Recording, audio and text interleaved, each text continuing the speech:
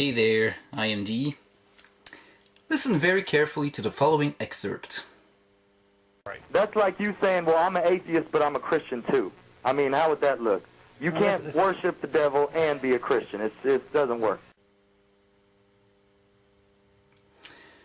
All implications aside for a moment, let's analyze what this guy just said.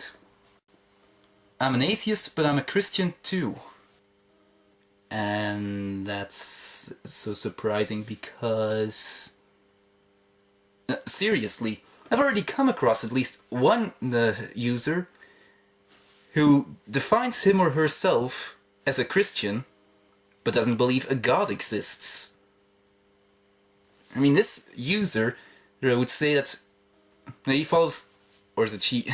He or she does follow the teachings of Jesus, but doesn't believe there ever was a God.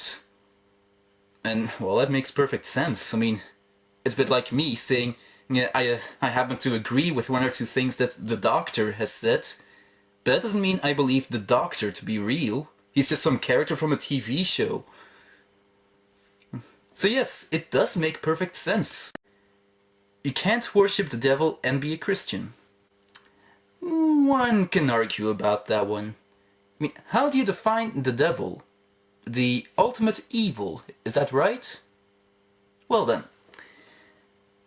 The devil's origin story, allegedly, is that he was a saint at some point in his life, and God had created a man out of clay, and he wanted all the saints to come over and bow down to it. They all did, except for one, and that one was punished, sent to hell. Hell actually had to be especially created for him, and ever since that day he was known as the devil. In other words, God made some kind of work of art and wanted everyone to praise it. And they all did, even if they didn't actually like what he made, they praised it anyway. But there was just one among them who was honest enough to not bow down to this God. It doesn't matter who he is or what he made, at least he was honest. He said it stinks, and he was punished for it. If that alone is not evil enough for you, then what about the flood? Yeah, I know, you want to say, people like me don't believe the flood actually happens. Yeah, well, you do. And the flood, it was supposed to have killed everyone on this planet. I'll say for the select few, but it doesn't matter. People were killed by this one God, who also ordered the deaths of many other people. And I haven't even begun about that trap he set up in the Garden of Eden. The many times he lied to people, tortured people even. If you thought Hitler was evil, he just looks like a saint when compared to your God.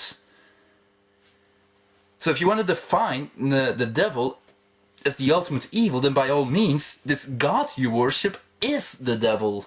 In worshipping God, you are worshipping the devil. So yes, you can be a Christian and worship the devil. In fact, that's exactly what a Christian does anyway. And getting back to the implication this guy was making, I mean, he was implying that atheists worship the devil. Generally, the response is that atheists do not believe the devil even exists. But for some reason there are some people who can't seem to wrap their head around it. Well then, let me make it simple for you. If we're to believe everything you say about who your God is, and if we're to accept the definition of the devil being the ultimate evil, then your God just is the devil. Atheists, per definition, do not believe a God exists. They don't even believe your God exists. Ergo, they don't believe the devil exists.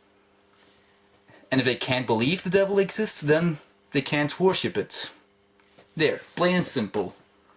This was D. I'm signing off.